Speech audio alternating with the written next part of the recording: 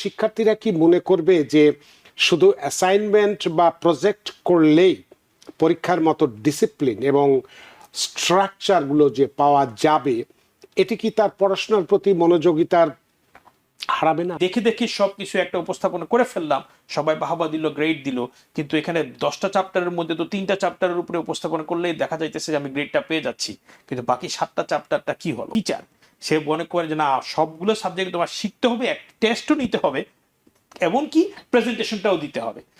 তাহলে ওই ক্ষেত্রে আমি যদি স্টুডেন্ট হইতাম, আমি ফিল করতাম কমফোর্টেবল যে আমি লার্নিংও করতেছি, প্রেজেন্টেশন দিতেছি, ফিউচারের জন্য আমি যে একজন ডাক্তার ইঞ্জিনিয়ার হব, এটার জন্য আমি রেডি হয়ে যাচ্ছি। এই যে নতুন পদ্ধতি যেটা চালু হয়েছে বা হতে যাচ্ছে, যদি একজন শিক্ষার্থীর পারফরমেন্স যদি মূল্যায়ন হয়, আমরা তো দেখছি যে আপনি যেটা বললেন এতক্ষণ ধরে, যেমন কমিউনিকেশন স্কিলস এর কথা যদি বলি, ক্রিটিক্যাল থিঙ্কিং এর কথা যদি বলি, তাহলে শিক্ষার্থীরা কি মনে করবে যে শুধু অ্যাসাইনমেন্ট বা প্রজেক্ট করলেই পরীক্ষার মতো ডিসিপ্লিন এবং স্ট্রাকচারগুলো যে পাওয়া যাবে, এটি কি তার পড়াশোনার প্রতি মনোযোগিতার হারাবে না? আপনার অভিজ্ঞতায় কি বলে? ওয়েল, গুড কোয়েশ্চেন রানা ভাই, কারেক্ট। এখানে ডিপেন্ড করে যেই স্টুডেন্টের টিচার ওই মুহূর্তে, অনেক কিছু আমার মতে এটার উপরে ডিপেন্ড করে। কারণ টিচার যদি শুধু ফোকাস করে ধরেন প্রজেক্ট বেসড লার্নিং এর উপরে, আর ওই হাইব্রিড প্রসেসে না যায়, মানে যে কোর কন্টেন্ট যেটা আছে, মানে কারিকুলামটা আগে যেটা ছিল ট্রেডিশনাল সিস্টেমে, ওগুলা যদি ঠিক মতো না সে বুঝতে পারে, তার পক্ষে কিন্তু প্রজেক্ট করাটাও কঠিন হবে। এই ক্ষেত্রে তার মোটিভেশনটা ডাউন হইতে পারে। যেমন ধরেন একটা স্টুডেন্ট, তার ভিতরে রয়েছে সে বড় হয়ে ডাক্তার হবে, এবং আরেকজনের বড় হয়ে ইঞ্জিনিয়ার হবে। এখন সে জানে তার পরিবারে কেউ হয়তো ইঞ্জিনিয়ার আছে, বলছে ইঞ্জিনিয়ার হইতে হলে ভালো জিওমেট্রি জানতে হবে, ভালো ম্যাথের দক্ষতা থাকতে হবে, সায়েন্সের দক্ষতা থাকতে হবে।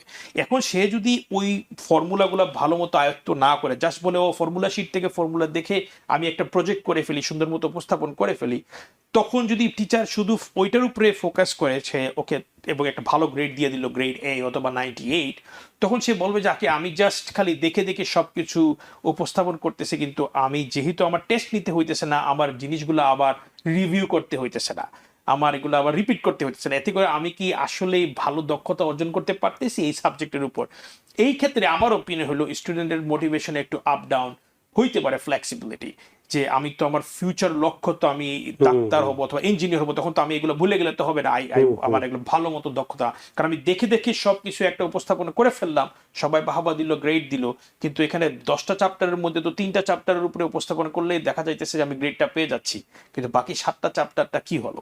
সো এই জন্য যদি হাইব্রিড সিস্টেম থাকে, যে টিচার সে মনে করে যে না, সবগুলো সাবজেক্ট তোমার শিখতে হবে, এক টেস্টও নিতে হবে, এমনকি প্রেজেন্টেশনটাও দিতে হবে, তাহলে ওই ক্ষেত্রে আমি যদি স্টুডেন্ট হইতাম, আমি ফিল করতাম কমফোর্টেবল যে আমি লার্নিংও করতেছি, প্রেজেন্টেশন দিতেছি, ফিউচারের জন্য আমি যে একজন ডাক্তার ইঞ্জিনিয়ার হব, এটার জন্য আমি রেডি হয়ে যাচ্ছি।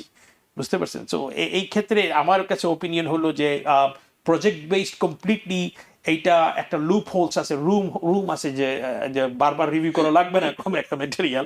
সো এতে করে স্টুডেন্টের গ্রাউন্ড কতটা দক্ষতা বাড়বে, এটার উপর একটু খেয়াল রাখা উচিত। না, যেহেতু আপনারা শিক্ষক এবং ছাত্র একদম ডিরেক্ট সম্পর্ক, এক্ষেত্রে সবচেয়ে বেশি মানে সাইকোলজিক্যাল থেকে শুরু করে মানসিক মনস্তাত্ত্বিক সমস্ত বিষয়গুলোর সাথে আপনারা এনগেজড, তো সেই ক্ষেত্রে এই এই এই বিষয়গুলো আপনারা যত ভালো বুঝবেন, সেটা হয়তো যারা একেবারে প্রকল্প তৈরি করছে তাদের অতটা বোঝার কথা নয়। সুতরাং এখান থেকে বেরিয়ে আসবে। এবারে একটু জানতে চাই যে আপনারও সেই একই কথা, যে শিক্ষক হিসেবে আপনার কাছে কি কখনো মনে হয়, ডিলিমিটেশনের প্রশ্নে যদি আমরা আসি, যে কখনো কি যে এরকম আশঙ্কা জাগে কি আপনার কাছে যে এই পরিবর্তনের ফলে হয়তো কোনো স্কুল উন্নত রিসোর্স, তারপরে যেমন ভালো প্রজেক্ট, ইন্টার্নশিপ, ভালো শিক্ষক পাবে, আবার উল্টা দিকে যদি আমরা যাই যে কোনো স্কুল হয়তো এগুলো পাবে না, ফলে শিক্ষা প্রতিষ্ঠানগুলোর মধ্যে কি এক ধরনের ইনইকুয়ালিটি, এই বিষয়টি কি বাড়বে না? আপনার কি মনে হয়? প্রথমেই এক ধাক্কায় শুরুতে একটা ইনইকুয়ালিটি থাকার সম্ভাবনা আছে, জি। এখন যারা এই পদ্ধতিটা উপস্থাপনা করছে নিউ ইয়র্ক সিটিতে, তাদেরই উচিত এই রিসোর্সগুলো একটু আগায় দেওয়া স্কুলগুলোতে। যেমন ধরুন বোর্ড অফ এডুকেশন যদি বলে যে হ্যাঁ আমরা এটাই সমর্থন করি, ঠিক আছে, তাহলে স্কুলগুলোর জন্য কি কি দরকার? ওই টিচারদের ট্রেনিং দরকার, রিসোর্স দরকার, হয়তো কম্পিউটার দরকার, অথবা যে এতগুলো প্রজেক্ট করবে, টুলস, ল্যাবরেটরি ইকুইপমেন্টস, ওগুলো দরকার, এর জন্য ফান্ডিংও দরকার। সো যারা এই প্রকল্পটা মানে আইডিয়াটা আনছে তারা যদি একটু সমর্থন দেয় মানে সাপোর্ট দেয় তাহলে এই জায়গায় স্কুলগুলা কি একটু ব্যালেন্সে আসবে। এখন কিছু কিছু স্কুল তাদের নিজস্ব ফান্ডিং বেশি, প্রাইভেট স্কুলগুলোর কাছে তারা মানে ওয়েলথি প্যারেন্টস গুলো আছে তাদের ডোনেশনে এটা কাভার হয়ে যাবে এক কাভার বছরে। হয়ে যাবে, হ্যাঁ। এখন যেসব জায়গায় ওইটা নাই, ও এখন একটু লো ইনকাম কমিউনিটি গুলাতে ওসব জায়গায় ফান্ডিং তো না আসলে, ইকুইপমেন্টস নাই, ল্যাবরেটরি ম্যাটেরিয়াল নাই, প্রজেক্টের রিসোর্সেস নাই, ভালো ট্রেন টিচার নাই, এবং এক টিচার 2টা সাবজেক্ট পড়াচ্ছে, ম্যাথ, ফিজিক্স, কেমিস্ট্রি, তাহলে ওইসব ক্ষেত্রে তো উঠতে সময় লাগবেই।